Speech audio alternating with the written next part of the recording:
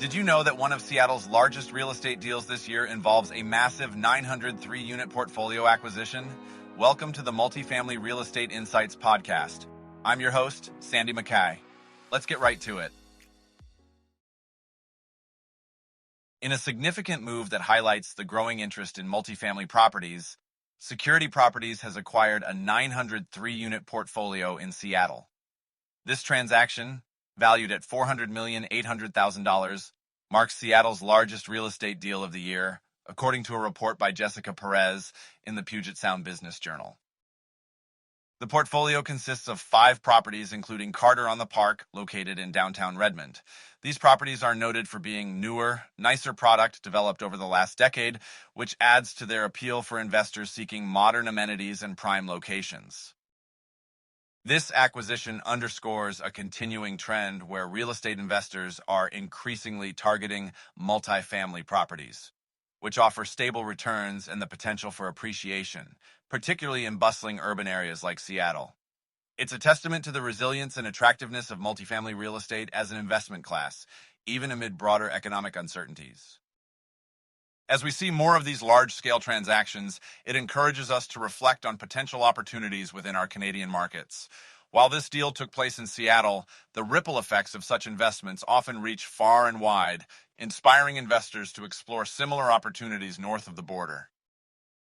The National Pension Service, or NPS, which is one of the largest pension funds in the world, managing a staggering total of 1,200 trillion won, is considering a significant investment in the United States multifamily real estate market. According to a recent article by No Ja-woon on the Chosunbiz Money Move site, NPS is looking at a potential investment of about 140 billion won into a fund that focuses on U.S. rental housing. This move is seen as a strategic response to the growing belief that the U.S. real estate market may have hit its lowest point and is poised for recovery. The opportunity to secure rental income in U.S. dollars is certainly appealing, especially given the currency diversification benefits it offers for NPS's portfolio. Industry insiders report that NPS is conducting due diligence for a $100 million investment in a blind fund managed by Berkshire Residential Investments.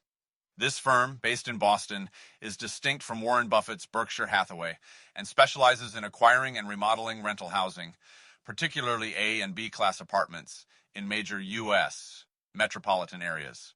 This style of investment, known as multifamily, is quite common and lucrative in the U.S. The specific fund in question, Berkshire Value Fund VI, focuses on purchasing and upgrading rental properties to generate revenue. As of June, the fund reportedly raised over $400 million, which speaks to its attractiveness among investors. NPS's potential investment in this fund is aimed at securing stable, dollar-denominated income while capitalizing on the current market conditions, which are seeing increased listings and adjusted prices due to interest rate and loan maturity pressures.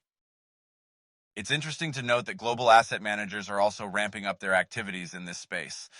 For instance, Blackstone, the world's largest private equity firm, made headlines with its acquisition of Apartment Income REIT for about $10 billion, including liabilities. This acquisition expanded Blackstone's portfolio to over 27,000 apartment units across the U.S.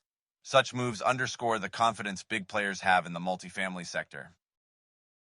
While this news revolves around the U.S. market, it serves as a reminder of the potential opportunities in multifamily investments closer to home here in Canada. As the U.S. market stabilizes and attracts international investors, it might just be the right time for Canadian investors to explore similar opportunities within our own borders, particularly in vibrant urban centers.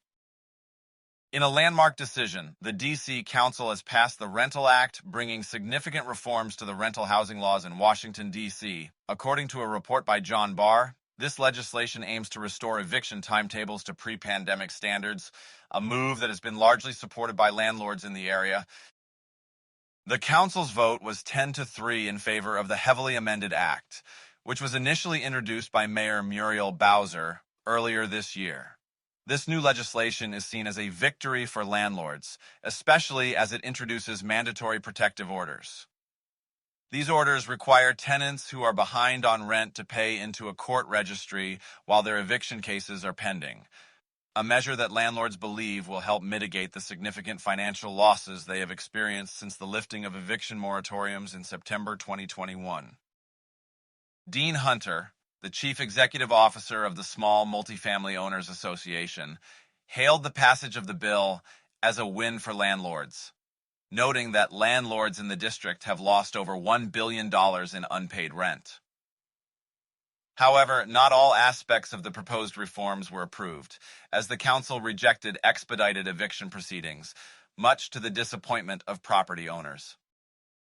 Councilmember Robert White Jr., who chairs the council's Committee on Housing, highlighted the severe backlog in the courts as a major obstacle to efficient eviction processes.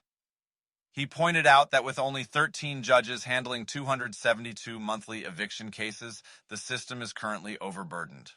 White also mentioned the pressing need for affordable housing and the negative impact of redlining by major lenders in the district. The Rental Act also brings changes to the Tenant Opportunity to Purchase Act, known as TOPA, which has been in place for 45 years. The new legislation exempts new construction from TOPA for 15 years and also exempts smaller buildings with 2 to 4 units. While these changes have been celebrated by some, they have also faced criticism. Ward 1 Councilmember Brianne Nadeau expressed her disappointment with the final bill despite its advancements in tenant rights due to concerns about the future of TOPA. While this development is centered in Washington, D.C., it serves as a poignant reminder of the ongoing challenges and opportunities within the rental housing sector. As we observe these legislative changes, it's crucial for Canadian investors to consider the implications and potential parallels within our own markets. Thank you for listening to the Multifamily Real Estate Insights podcast. I'm your host, Sandy MacKay. See you on the next one.